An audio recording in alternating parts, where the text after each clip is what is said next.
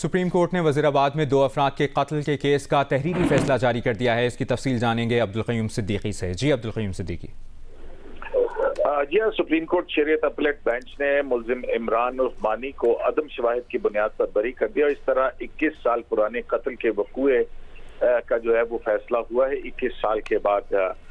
جس کا فیصلہ جو ہے وہ تفصیلی فیصلہ جاری کر دیا ہے سپریم کورٹ آف پاکستان نے، اور چیف جسٹس قاضی فائز عیسیٰ کی سربراہی میں 5 اپنی شریعت اپیلیٹ بینچ جو ہے وہ اس نے اس کی سماعت کی تھی۔ سپریم کورٹ کے تحریری فیصلے میں سپریم کورٹ نے 6 سال تاخیر سے اپیل کا فیصلہ کرنے پر معذرت کر لی، کیونکہ 2018 میں ان کی اپیل جو تھی وہ لیو گرانٹ ہوئی تھی اور 6 سال تک جو ہے وہ یہ مقدمہ سماعت کے لیے مقرر ہی نہیں ہوا تھا۔ فیصلے میں کہا گیا کہ اپیل کا فیصلہ کرنے میں 6 سال کی تاخیر پر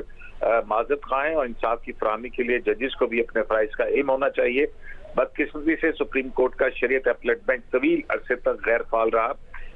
فیصلے میں کہا گیا کہ شریعت اپیلیٹ بینچ کے غیر فعال رہنے کی آئین میں کوئی گنجائش نہیں ہے۔ فیصلے میں یہ بھی کہا گیا کہ گرمیوں کی چھٹیوں میں بھی عدالت اور سپریم کورٹ کے ججز کو فوجداری مقدمات سننے کے لیے